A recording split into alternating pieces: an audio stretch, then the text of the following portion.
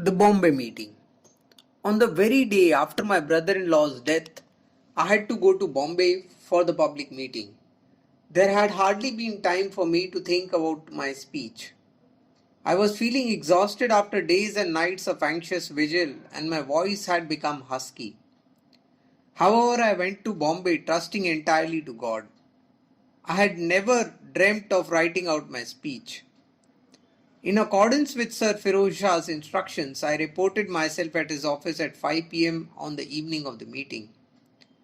"Is your speech ready, Gandhi?" he asked. "No, sir," said I with trembling fear. "I think of speaking extempore." "That will not do in Bombay. Reporting here is bad, and if we would benefit by this meeting, you should write out your speech, and it should be printed before daybreak tomorrow. I hope you can manage this." I felt rather nervous, but I said I would try. "Then tell me, what time should Mr. Munshi come to you for the manuscript?" 11 o'clock night, said I. On going to the meeting next day, I saw the wisdom of Sir Firoz Shah's advice. The meeting was held in the hall of Sir Kawasji's Jahangir Institute. I had heard then when Sir Firoz Shah Mehta addressed meetings, the hall was always packed, chiefly by the students intent on hearing him, leaving not an inch of room. This was the first meeting of this kind in my experience.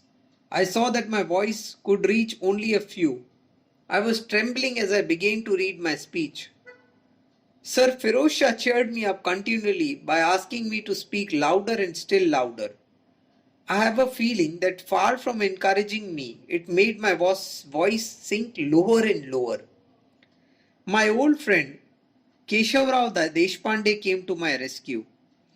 I handed my speech to him. His was just the proper voice, but the audience refused to listen. The hall rang with the cries of "Vacha! Vacha!" So Mr. Vacha stood up and read the speech with wonderful results. The audience became perfectly quiet and listened to the speech to the end, punctuating it with applause and cries of shame where necessary. This gladdened my heart. Sir Firoz Shah liked the speech. I was supremely happy.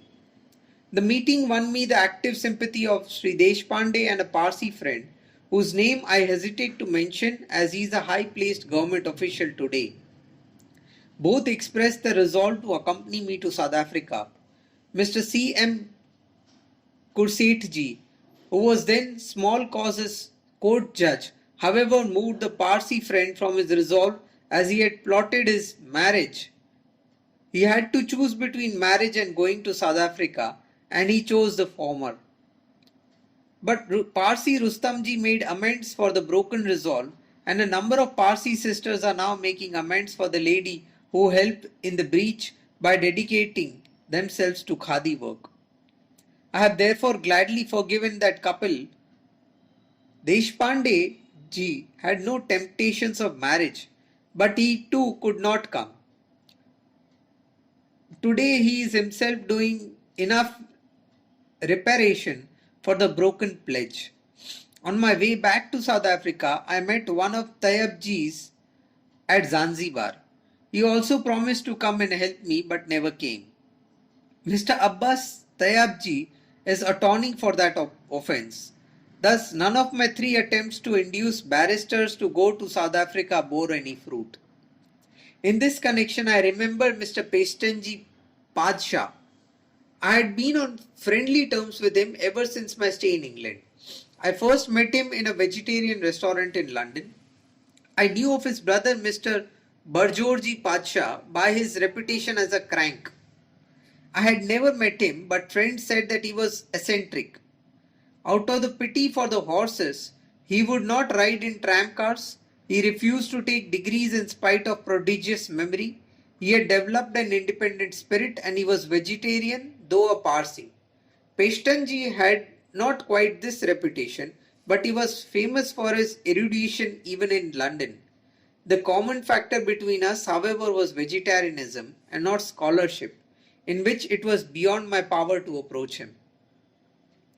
I found him out again in Bombay. He was protonary proto-notary in the High Court. He was proto-notary in the High Court. When I met him, he was engaged on his contribution to a higher Gujarati dictionary. There was not a friend I had not approached for help in South African work. Peshtanji Padsha, however, not only refused to aid me but even advised me not to return to South Africa. It is impossible to help you, he said, but I tell you, I do not like even your going to South Africa. Is there lack of work in your country? Look, now there is not a little to do for our language. I have to find out scientific words, but this is only one branch of the work. Think of the poverty of the land. Our people in South Africa are no doubt in difficulty, but I do not want a man like you to be sacrificed for that work. Let us win self-government here, and we shall automatically help our countrymen there. I know I cannot prevail upon you, but I will not encourage anyone of your type to throw in his lot with you. I did not like this advice, but it increased my regard for Mr. Peshtanji Padsha. I was struck with his love for the country and for the mother tongue. The incident brought us closer to each other. I could understand his point of view. But far from giving up my work in South Africa, I became firmer in my resolve. A patriot cannot afford to ignore any branch of service to the motherland. And for me, the text of the Gita was clear and emphatic. Finally, this is better that one do his own task as he may, even though he fail, than that task not his own, though they seemed good to die, performing duty is no ill, but who seeks other roads shall wander still.